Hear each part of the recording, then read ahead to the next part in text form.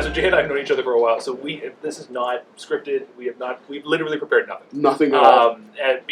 But that's because a lot of the conversations that we have all the time are just these spontaneous discussions of craft and life, and so that's what we want to do here, and let you witness the magic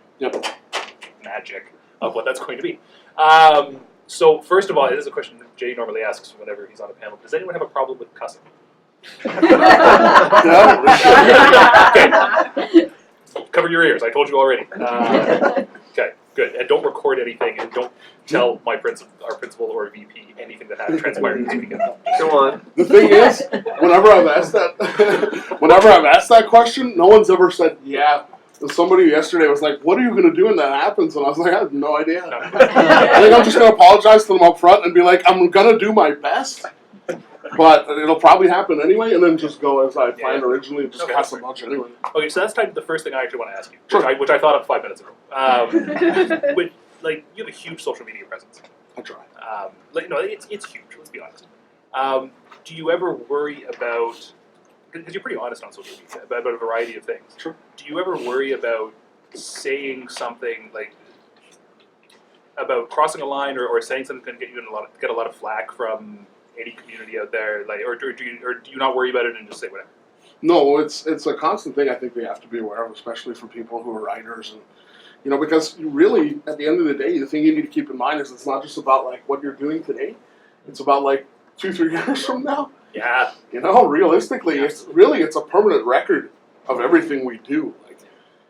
So no one ever forgets Twitter, right? So if you go to my Twitter and the past 10 years of tweets have been deleted, it's because, like I said, there are bills they do need to be paid, and I don't remember things that I said 10 years ago. Right. Yeah, for sure. And where things I think get really dangerous is when you're just joking around with a friend, and maybe you insult him, or you know what I mean. And then he's no longer on Twitter, but yours is just there as this permanent record of the time you called someone something heinous. Oh yeah. There's so many ways that it can go wrong, right? So I'm constantly kind of I try to be aware of it, but Have you ever fallen into the trap of say if you and I are on Twitter or whoever talking about stuff, and you start joking around, you don't think about what you're saying, and you realize you've made a joke that the other person is going to understand as a joke. But no one else. Yeah, exactly. Have you ever made that misstep and gone shit? All the time, and I'll tell you the worst experience I've ever had with that was there was one year, and I don't remember if it was the year that it was at this con, and I think it was the one that was on my birthday. We don't have your birthday. Yeah. Really? Oh shit! Yeah, we did. Oh yeah. Was that not and a good Marie brought me a donut, which was fantastic. That's Marie Bilodeau, co-chair for CanCon. Just in case anybody. Brought me a donut, and everyone else was like, "It's your birthday, drink." Which was pretty awesome, but at the same time, so we ended up in the bar at some ridiculous, ungodly hour, and my brother was here. Yeah, okay. And was that at the Novotel? It might be. Yeah, okay. Yeah, and I was telling young Jay Odjick, reckless, abandoned stories, and whenever I'm in the panels and stuff, I'm always really honored when people live tweet whatever I'm saying. Okay. I'm like, that's so cool. I said something. It's so cool that I said something that somebody thinks we should share this. This is cool. That's a real big honor, right? And then my phone started buzzing while I was in the bar. Oh no! And there were people live tweeting shit I was saying at the bar, and I was like, "That's horrible. I really got to learn to be you're always on, even if you think you're not, and you're just But that's a huge breach. Do you consider that a breach of privacy? I think it's something we give up when we do this. You know what I mean? Really? Yeah. Seriously. Yeah. Fuck it. If I don't want people to do that, then I wouldn't want people to know who I am. But because I constantly fucking need to be validated. So it's your fault, is what you're saying. Yes. That's what I'm taking. Yes. That's your fault. So you have nothing to do. Yeah, I'm victim blaming myself. Is that weird? To reach that level where you can't sit in a bar and at a con and chat and be casual without worrying about that. That's insane. I don't know. I try not to think about it too much. I was, just before I came here, I had a signing. Yeah. And I was sitting with my friend Charles Dillon, who's a fantastic writer. I'm not going to bother explaining who Charles is, because you all know who Charles is. And I was like, have you ever thought about, what it would look like if you could see all the books you've ever signed in a pile? You know what I mean? That would be mind-blowing to me. Or just the books, the books Charles has sold in his lifetime were just what size room would we need, right? We're talking like Scrooge McDuck level, like. Charles can swim in it. I'm not at the point I could dip my toes in. No bullshit. But like, come on, man. Are we counting Blackflies? Yes. I probably could bathe. Maybe not full on dive, but So I think like I try not to think about that stuff too much because I think if you do, it can be kind of paralyzing.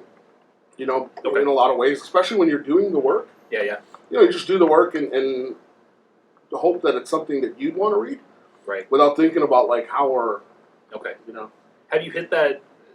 Like speaking of like going into your next project, have you ever seen any Elizabeth Gilbert talks, like her talking about creativity? Is anybody familiar with Elizabeth Gilbert, Eat, Pray, Love, like her talks about creativity? So she made there's one that I show to my students all the time, which is talking about after the success of Eat, Pray, Love, trying to figure out what to write next, and she describes it as no matter what she did, it was going to be terrible because if it was amazing, then it would just mean that the next one would also have to be amazing, and if it sucked, it would be proof that she's a hack and that Eat, Pray, Love was a fluke, right? Kagagi was and still is huge. I mean, illustrating this book for Munch, with the projects you're working on now, like The Outsider, which is coming out soon, was there a moment where you were sitting there thinking, okay, shit, I've got to, or like this isn't going to measure up? Well, the way I explain it, it's almost like we're all here and it's a sci-fi and fantasy con, right? Like, primarily. So we're all familiar with, like, fantasy tropes, right? And the way I always explain it is, like, you're setting your bar, so it's like you're the, hero or adventurer in a village. Okay. And Kagagi becomes this graphic novel thing, which is, it's fantastic. But beyond that, it's the first, as far as I'm aware, the first indigenous comic carried by Diamond, which is the comic distributor. Right. So it's available in all comic shops. Right. So it's not like a self-publishing. Yeah. So, okay, there you slayed a dragon. Okay, yeah. Okay? So you're like, hey, aren't I great? I slayed this dragon. And people are never going to be like, okay, so, like, what would you expect out of that person next? Right, okay, yeah. Then you got to go slay another dragon, right? Absolutely. Okay. So if you show up, and then the next thing you do is like, so here's that dragon, it's pretty cool, right? Yeah, aren't I cool? Yeah, okay. And then now make it into a TV show. Yeah. Man, that's never been done. And when I say never been done, it's not just that it's like the first indigenous superhero show. As far as I'm aware, and I say this all the time and no one ever corrects me, so fuck it, I think I'm right. I've heard you say this before. Yeah, like I've said it in front of thousands of people and no one's ever said liar, so I just keep saying it. If I'm wrong, I apologize. Somebody fact check it quick. Yeah, I just broke the fourth wall and looked directly at the camera. Did you actually? Yeah, I did. Internet. Yeah, no kidding. Is that it's the first that I'm aware of Canadian-produced and broadcast superhero series, which is freaky to think about. Seriously? Yeah. Like even if you take the fact that it's an indigenous superhero, like the first Canadian, that can't be right. Rocket Robin Hood or some shit? No, that doesn't count. No disrespect if anybody's a fan of. Well, because like Spawn was created by Todd McFarlane, who's Canadian, but it was HBO, so it's an American network. Yeah. Well, and they all get filmed in like Toronto or Vancouver or something, but they're American productions. That's nuts. It's kind of crazy. Okay, why do you think that is? Besides the obvious fact that America is huge and Canada is still trying to. I think like we'd have to go way off the rails into discussion of like the superhero being an American thing. And we can do that. We've got all the time we want. We literally prep nothing for this. Yeah, no. If we get stuck, we'll come back. If we get stuck, okay, no, I'll write that down. But like, really what that does is then you come into the village and you're like, I killed a bigger dragon. Right. So anything smaller than that is going to be seen as like maybe a bit of a disappointment, at least in your own head. Right, for sure. So you're like, okay, so we did this thing and it was carried in all the comic book shops and that's awesome. Yeah. And now we created this like historic TV show. Yeah. And like, what do I do now? Yeah.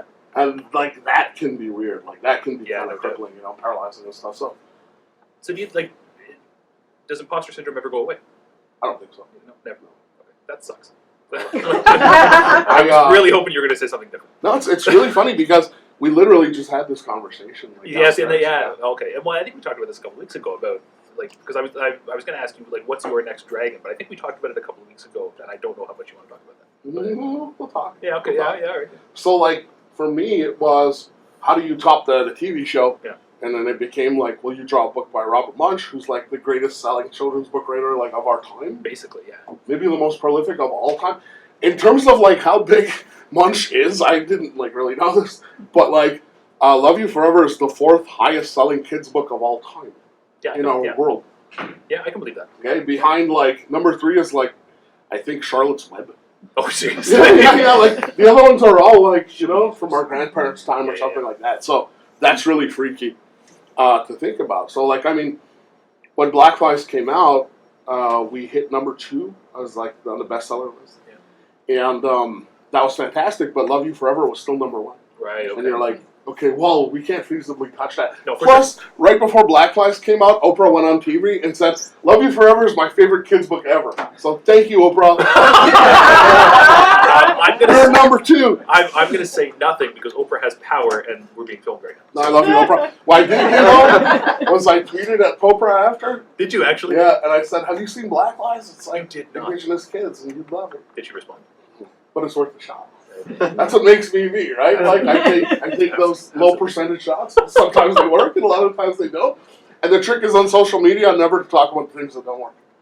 Yeah, absolutely. Really? Yeah. See, and we talked about this a little while ago as well. That on any social media, everything has to always be,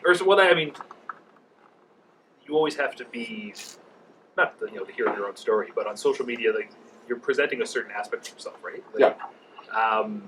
So, how much of kind of the darker side or the more personal side or the more self-conscious side do you consciously give out?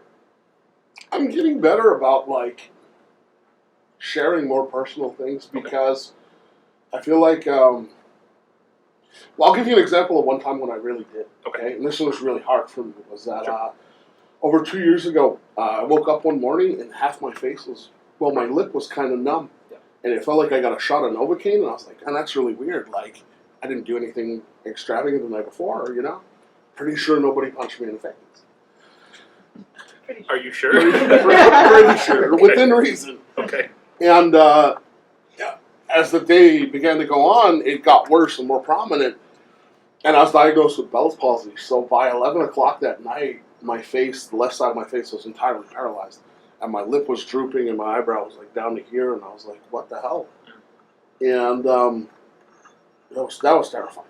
Yeah. Because I was thinking about like, what if like there's a con coming up or whatever, a public appearance, and people are going to see you that way for the first time. And you lose your ability to make a first impression on people because all of a sudden now people are just kind of looking at you trying to figure out like quote unquote what's wrong with you and they feel sorry for you and I'm not used to being that guy, so rather than just like show up at an event or something, there was a Chi Series thing coming up. That's right, I remember this.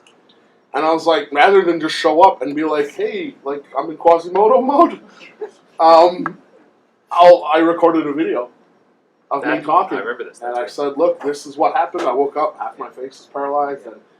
And really, the thing is, if you're dealing with something, you're not the only one. Right. Yeah, and I think that's important, too, to be able to say, like, look, we all have bad days, and we all have our things that affect us.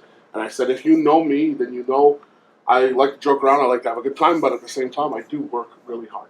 And I'm going to take that work ethic that you know me for, I'm going to apply it to this, and I'm going to get better to whatever extent that I can. And I won't rest until I get better. Yeah. And if you are going through something and you need some help, let me know, and we'll all do it together. So, I think it's important to acknowledge those things. And we all have our hills for sure. Is there like, cause you do a ton of that stuff. Like, does it ever like we all have only so much bandwidth, right? Mm-hmm. Like, have you reached a point where you've had to be like, okay, I would love to do something with this. I can't. I'm going to walk away from that. Like, do you hit that point? Oh yeah, all the time. And how do you handle that? It's like triage. You look at the things and you go like, look, this can be really good, and at times I maybe overstep and take on too much. Yeah. You know what I mean? And it's hard to kind of know where. Yeah, that's what I'm thinking. But the thing I've realized at the end of the day is that your body will let you know when it's too much. Fair enough. But we always ignore that, right? Like. Like really, I say this as somebody who is, I'm fully aware that at 3 a.m. today we're gonna, I know where we're gonna be. So I mean, like, can you actually consciously stop yourself from going like, because I can't, I work myself. Well, yeah, okay, so you're full of shit. But to know me on a personal level is to know a guy who will sit down on a couch to watch like a sport or a TV show or something like that. Yeah. And sit down on a couch and within seconds be asleep. Like that's the reality of it, right? Okay. Yeah. Yeah, and it's not that I have some medical condition. It's that I don't sleep. It's that need to crash. So I mean, it catches up to you in the long run. You know what I mean? And I think the important thing for me is that, like, I mean, and I really mean this. Like, it's gonna sound really douchey again, but like, you're put in this spot where you can do a lot of good for a lot of people, and you know, you want to make the most of it. You don't want to walk away at the end of the day and be like, maybe I could have done this, or maybe I could have done that. So you just try to make sure that you're making the most of the opportunities you've been given. Yeah. And you know, hope for the best. I don't think I've ever asked you this. What's like ultimate? Like, let's say, you know, what some project that you do makes like, you know, millions of, you know, like Stephen King level money. Sure. What's your like pipe dream of what you would want to do with that? Like ultimate good. Wow. I'll tell you the most selfish one. Yeah, absolutely. Yeah. But it's not like selfish for me, like really. I don't want to know that. No, I want like, because I'm buying a pool table. Like I want that. Yeah? Unless you're, I mean, even if it's not like, I know you wouldn't do that first. Well, the big thing for me was something I already got, which was like the home theater stuff. Oh yeah. That was one of those things that I was always like, man, that'd be so cool. And now I've got like a 14-foot screen, and I feel super spoiled. Like, you know, that's one of those things where like if you leave me alone for too long, then shit like that starts getting delivered to the house. like buy property on the moon. And yeah, like people will tell you like, no, that's too big. There's no room for that in the living room, and you're like, yeah, you're right. Yeah. And if there's no one to keep me in check, like fucking Amazon starts shipping stuff like that. And that was like the one thing that I really was cool with doing for myself. Was like, look, you don't get a lot of free time, and when you do, you know, like play video games or, you know. Yeah, that's it. You know, and in the back of my mind, I was even lying to myself, going, "What if we need to screen Kagagi though? We'll need a screen in the project." Like I still do that. Yeah. Just trying to justify it from a business standpoint. Okay, so outside of the which has never happened, by the way. We've never screened Kagagi on it. I mean, I hope not, because I would hope that I would have gotten it. And I don't sit in my house screening it for myself, like. Just the most masturbatory. Are you ever tempted? Like, you know, are you ever tempted to just sit and watch a bit of it, or? Maybe chunks, stuff that I thought came across really well, but mostly for like my cast. Oh, okay, Tyler did this really good. Yeah. And that was amazing, and I loved it, or you know what I mean? Yeah. Like the most terrifying thing with the show was screening it here because the premiere just happened to be while a CanCon was on, and we watched it downstairs in the bar. Yeah. And I think Mark was there, and I remember that. A lot of other people were here, And I remember just being like, fuck, I hope it airs. What if it doesn't come on? And there's all these people, and we had like cereal, and we brought breakfast, because it's on at like, 10 in the morning or whatever. Yeah, and the network had moved it around a couple times. And I was just like, what if it doesn't air? What do I do? Like, I just run like this. Just stand at the back, just in case. Yeah, and it was... But that was a trip in itself to be like, people laughed at the jokes, like they laughed where they were supposed to, and you know, you could tell people were having a good time during the times, and it should have been fun and exciting. So that was really cool and really terrifying at the same time.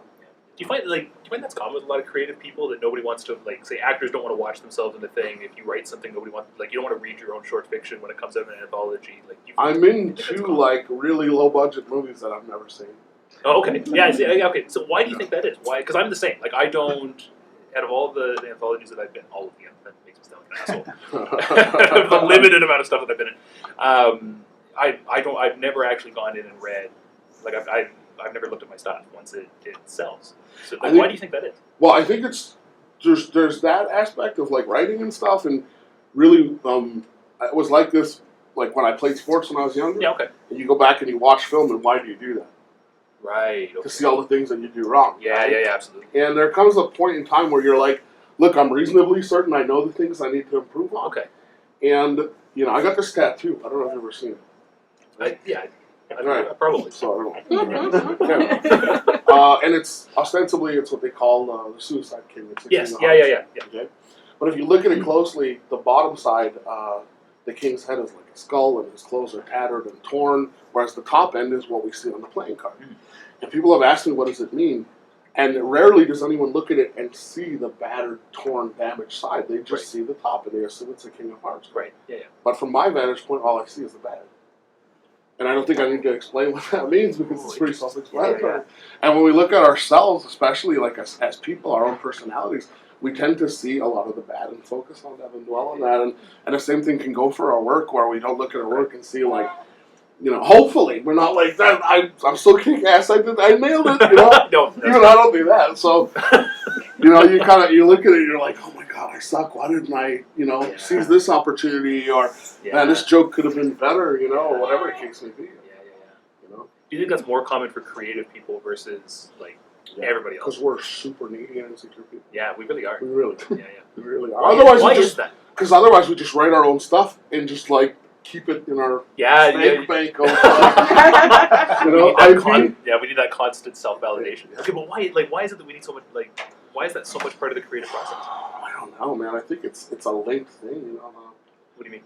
Like, without it, like I said, you'd just be completely content to just write your own like personal fanfic and just be like, cool, I wrote this and it's good. Yeah. But at the end of the day, we need people to be like, yes, you're pretty. Easy. Yeah. So we're all terrible and vain, and we're fucking horrible. That's what it comes down to. Because you need that, You do. You need that. Otherwise, there's no reason for you to be doing the things that you're doing. Because writing at times can be incredibly difficult and painful and challenging, depending on what you're doing. Yeah, that's a fair point. What's the hard? If I've asked you this before and I've forgotten the answer, I apologize, because we talk a lot. What's the hardest thing that you've ever written or created? Like the hardest thing to do? Like the process. Even if it's just like a single cell in a comic or something. Well, one that I wrote that I thought was really difficult was I wrote a short story called The Convergence of Cost. Right.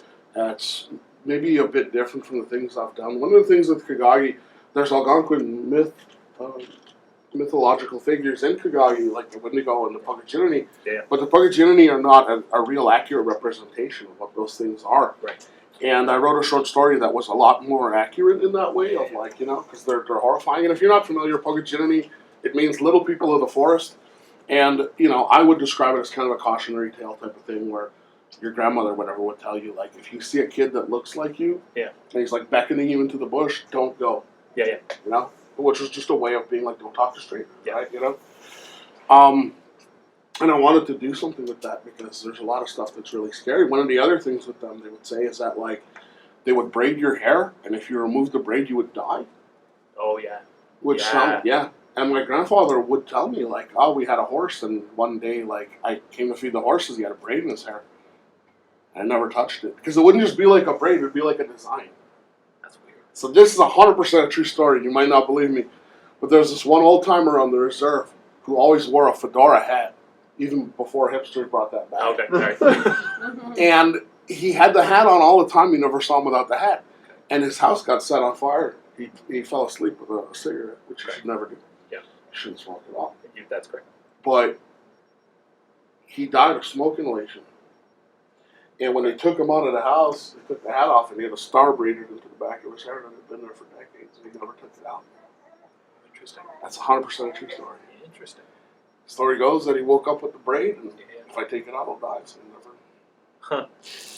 That, I think, if I remember correctly, at the end of that short story, the antagonist, the character was in prison, and I think the very last moment of that short story, he discovers a braid, right? Yeah. And he starts trying to do it as the story ends. Yeah, that's right. And there was some debate among like some of my friends, and I asked, like, should you explain that in detail? And I was like, I think I'm just going to leave it. Yeah, no, I think it works just because the story was basically about, people ask me this all the time, and I'll say, I'd like to ask for your advice on my book, and I'll say, what's it about? And I'll be like, oh, it's about a guy, and he's a farmer, and he finds out his dad's an intergalactic overlord, and he's got this magic. And I'm like, you're telling me the plot, though. I don't give a shit about the plot. I want to hear what it's about. Absolutely. Yeah. So, like, it's really about loss and grief and coming to terms with loss and all these deeply human things that, like, are, and it's incredibly difficult to sit down and put yourself in that mindset of, like, here's a mother and father who've lost their child and they're fighting over whose fault it was. Totally. That's a rough day at the office, right? And people call you and they're like, hey, you want to come watch basketball game tonight? And you're like, leave me alone. Maybe in like 3 days. Yeah, exactly. But for me, that's what it's all about. And I think at the end of the day, like, if those things don't have feeling, then there's no point. Yeah. I can dig that. Was that like... Yeah, man, this got deep. Well, like... I'm trying, like, I'm sitting here thinking, let's talk about something upbeat for a second. Go ahead. Like, I think at the end of the day, those are the things that really, really stick with us, things that resonate with us. Yeah. And that have heart, and you know what I mean? Otherwise, it's just a pop song. And for sure. there's always room for that. We always have times where we just want to throw on a happy song and just, like, forget about our problems and stuff. But sometimes we want to fucking wallow in our problems. Absolutely, yeah. Is there a story, whether it's read or something in a comic or a TV show or movie that did that with you, that like resonated to the point that you were thinking of it like weeks or months later? God, those are my favorite movies. Like, give me an example. No Country for Old Men is my favorite movie. Oh, okay. The only perfect movie I've ever seen, the only I perfect film I've ever seen is Requiem for a Dream. If anyone's ever seen that, that is a perfect film. The music is perfect. It's shot perfect. The cast is, even the Wayans brother is a revelation in that. Yeah, the it's infomercial. Amazing. Yeah. That infomercial was haunting. Yes, exactly. The last 10, 15 minutes of that movie, right? And I bought the DVD after I saw it because I was like, this movie is amazing. And it's still in its package because it's so fucking depressing. You haven't even opened it? No, I've never seen it again. I saw it the one time and I'm good, like, but I feel like I should own it. Yeah. Like, I feel like it was so good that it's like, you should have this, you know? So why No Country for Old Men? No Country for Old Men is not a perfect film in my opinion. Okay, but it's your favorite. Because it took me 2 times to watch it before I went, oh, I get it. Yeah. Because the first time I watched it, I didn't get it. And I've got a theory about that movie. Has everybody here seen No Country for Old Men? Yeah. Nope. No Country for Old Men is about a guy who's like a hunter in like New Mexico or Texas. Something like that, yeah. And he goes out one day with his dog and they're on a little hunting trip. And he stumbles upon a drug cartel deal gone wrong. Yeah. And everyone there's been shot, but there's this briefcase full of money. Yeah, that's right. And whether or not he should take it. And this is the crossroads of his life. If he takes the briefcase, his life is changing one way or another irrevocably. Yeah.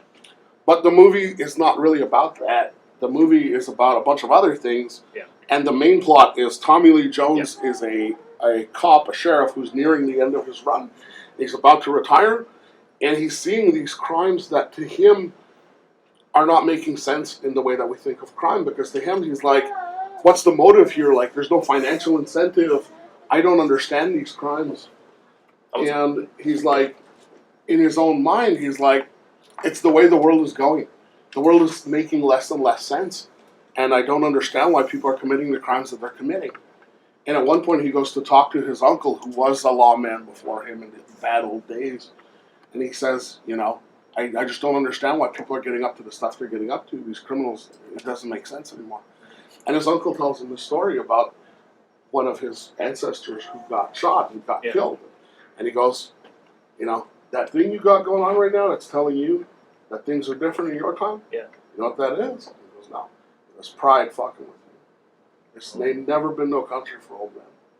No, yeah. And I think about that all the time whenever I'm like, I got to deal with this business thing or that, and I'm like, man, things are changing, and the distribution works this way, and I'm like, this has never been a country for old men, dude. It might seem worse in your time, but the people that came before us had their problems too, and it's always been that way. And so that's a movie that, for me, really hit close to home in that way, because at the end of the movie, Tommy Lee Jones basically just retires. Like, that's it, I'm out. Right. And nothing in our world is ever going to make sense. Not everything will, anyway. No, for sure. What I'm saying? So. Do you think that we... Because I agree with that. Also, Captain Kirk dying. Can't watch that shit without... I know, right? Wait. She'll forever be friends? No, Spock died. Oh, Spock died, You're talking about Kirk. I thought you were talking Generations. No, Star Trek Generations. Spock. Anyways. Oh, yeah. That Spock dying thing gets me every time I can watch it. Yeah, no, forget it. What was I going to say? Oh, yeah. So... as a First Nations kid, though, when Bambi's mom got shot, I was like, why is everyone so shook up? This is the way of the world. Like, she looked delicious.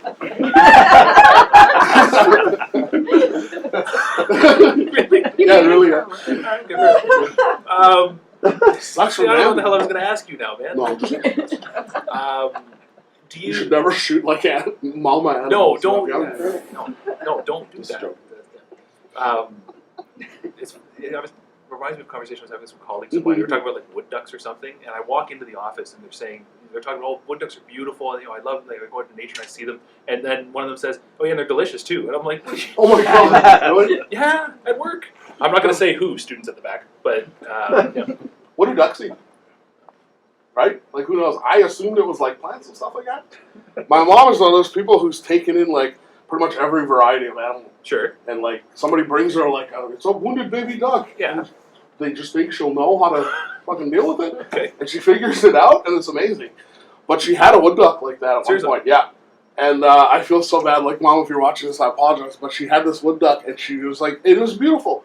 They get like all kind of colors, and it's a really pretty animal. And she's like, look at him, it's beautiful. Put him in the grass, and the wood duck was just puttering around the grass, and then a frog came by, and the wood duck just went, get! And just ate it all in one shot. And I was like, are you kidding? It's a killer. I had no idea that they were that predatory. It was basically a shark with wings. An orange head. A shark with wings, nice. Yeah. Okay, I want to get back to the Is question. this what you expected this thing to be like? No, not Yeah. the slightest, Cool. no. Get back to No Country for Old Men. Sure. Okay, so that kind. Do you find that today we've forgotten that idea that 10 years ago there were issues and like I feel like we've forgotten it more. Yeah.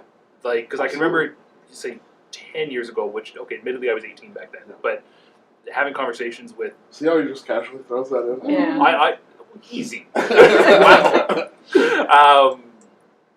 Having conversations about, and listen to my parents talk about issues and stuff going on in the world, but they could at least acknowledge that, these things are tough, but at least this is better.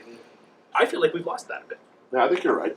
I think, like, I really do think it is because, like, one of the problems with technology and the advances we've got and our content, our pop culture, is making us more increasingly self-centered as we go on.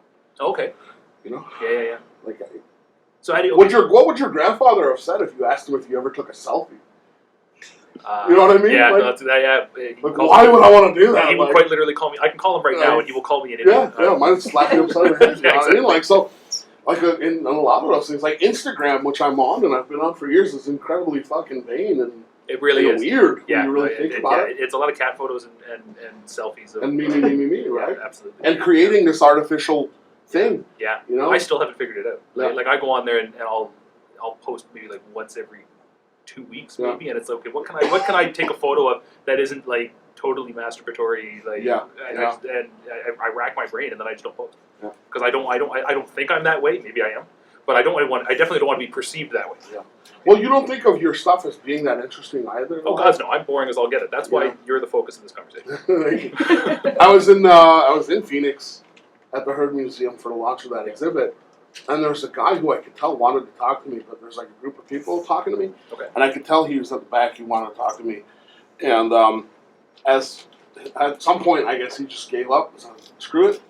And as he passed by, he just leaned into me and he went, "Go Niners," which was like my favorite football team. Yeah, okay. And I never met this dude. And it was just this kind of moment where you're like, go, what? Yeah, like, wait, hold on. How does that work? You know what I mean? Yeah. Because we've let people into our lives to that extent, and they kind of feel like they know us. Oh, You know what I mean? Absolutely. So that's kind of cool, but it's also kind of weird because at the same time, you kind of hope you're not disappointing people when you meet them. Oh, okay. You know what I mean? Because they have a certain expectation of like, what this person is and what they're about, and you don't want them to ever come away feeling like, oh man, it's not. Have you ever had that moment where you engage with somebody, say at a con, and Oh yeah, all the time. Can you think of a specific one? No, it's just more or less like things of like. Here's a great example. Okay, I was at a concert. I was at a concert, and the opening act is on stage. Sure. You know, and we're standing there, and I get tapped on the shoulder, and I turn around, and there's this girl. Yeah. And she's like, "Hey, aren't you Jay Odjick?" And I'm like, "Yes, I am." Like, what the hell, right? You know what I mean? Like, because your mind's not in that. You're not in that mode. Like, like if it happens at a comic shop or something, sure, but like a rock show, Yeah. So she's like, I just, wanted to tell you I like your work and I appreciate what you do. And I was just like, could barely half hear her because there was this loud band playing. And I just was like, oh, thank you, but I didn't really know what to say, and I couldn't really respond because I couldn't really hear her. Yeah. And, she walked away, and I just felt like, man, I probably let that girl down because I feel like I wasn't as, engaging as I could have been. But yeah, but in that context, there's only so much you can do. Yeah. But it happens that, sometimes you're not prepared for it. It takes you aback. Right. You know what I mean? And a lot of it is like, like things that happen that are like, it's not just about your work, it's about things you do as a person too. Oh, okay, I see. You know what I mean? So sometimes it's like, I like the stuff, like what you're doing is important in terms of like language preservation or something. Yeah. You know what I mean? Absolutely. Yeah. Yeah. So you don't want to just be like, living like a slob eating a hot dog. Being like, you know what I mean? Like, that's how, I'm sure that's what Bill Gates and they do all the time. Yeah. With, so you just want to make sure people come away getting like, what they want out of that exchange and feeling good about it. You know? Like, I'll give you an example of where it could be the other way around. Yeah, okay. With Kagagi, the TV show was incredibly stressful and difficult and challenging at times. And you'd meet people and they'll be like, how's things going with the show? Oh, okay. Yeah, the last you thing. You can't really tell them the truth. You got to be like, oh, it's great. And they're like, oh, that's cool. It's great to hear. They don't want to hear, like, no, absolutely. If I have a bad day at work, 12 families go hungry. Like, you know what I mean? Yeah, and today was a pretty bad day. You guys want to hear a great story? This is honestly the truth. No, they're not here for stories. Okay, when I was 18 years old, I was at the Reno Center with one of my friends, and Alexander Daigle walked by right after he got drafted by the Ottawa Senators. Okay, I don't know who that is. He was the first overall pick in the NHL draft. Like, not their first round pick, the first player chosen. Period. Okay. And he was supposed to be the next Mario Lemieux. Like, he was the god. I know that name. Okay. I don't watch sports, I'm sorry. So, like, the equivalent is like, Michael Jordan. Or okay, I know that name. So I keep forgetting he's 28 too. I know who, like, some of these old timers are. And he walks by and he's alone. And I'm like, what the fuck? Like, that's weird. Like, wouldn't you think, like, there'd be an entourage and, you know what I mean, hangers on and whatnot? Because I have that. I had to slip that in there. and he's shopping for clothes. And we're like, I tell my buddy, I'm like, hey, that's Alexander Daigle. And he goes, no, it's not. And I go, yeah, it for sure is, So I go over to go prove it, So I walk over, I'm like, hey, aren't you Alexander Daigle? And he's like, hey, man, how's it going? And he seemed happy to talk to some fans or something. Okay. And I was like, I said, pretty good. I said, how's it going for you? And he went, not too good. We lost again last night. Oh, Jesus. And I was like, oh, man, that sucks. Like, I saw the game, yeah. He said, oh, did you? I was like, yeah. You look pretty good, though. And he said, yeah, thanks. He said, but on Friday, we're playing in Montreal, and my family will be there. And I was like, good for you, man. I'm happy.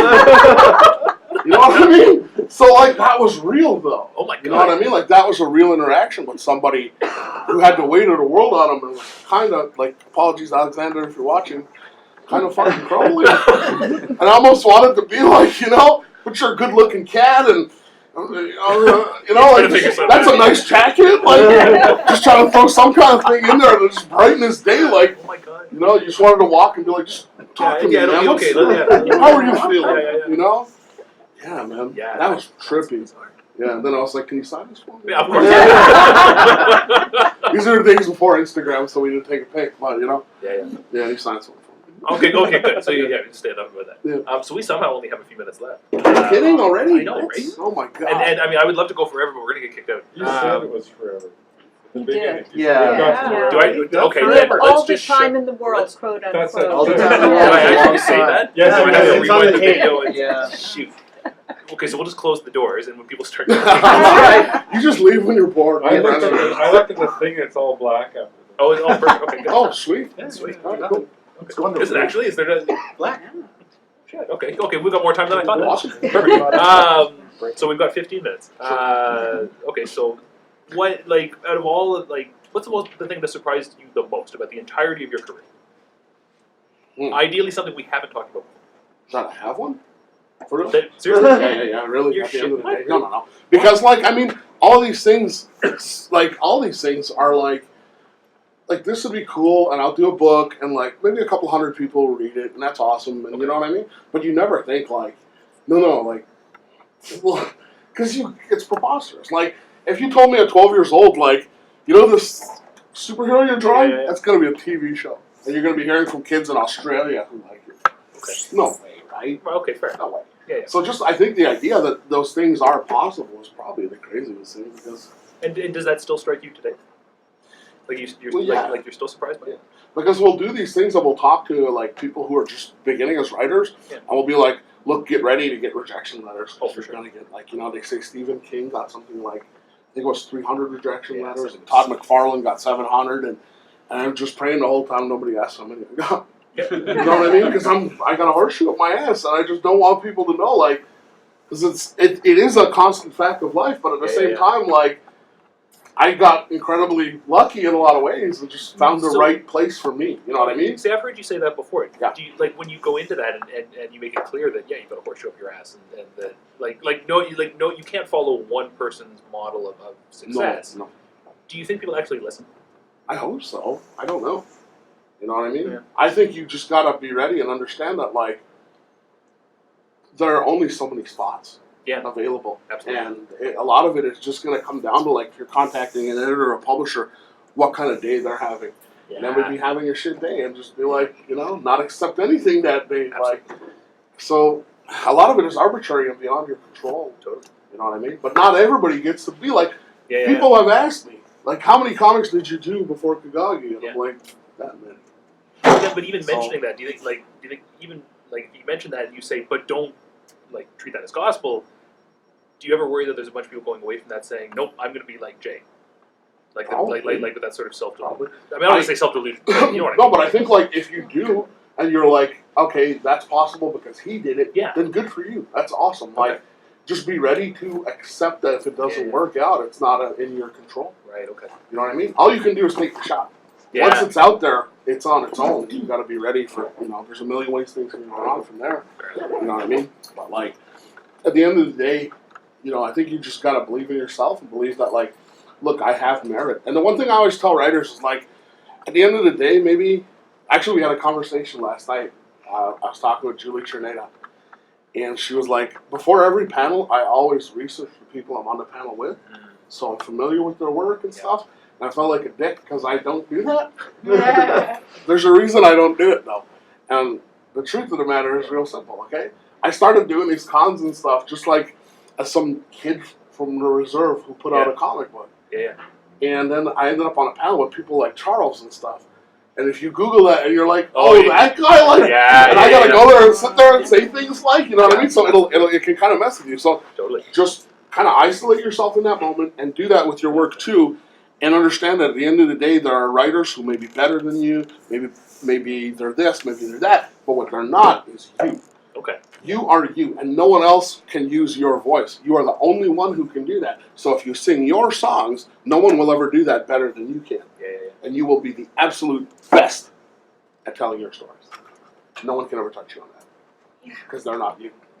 I think that's a good spot to end on, actually.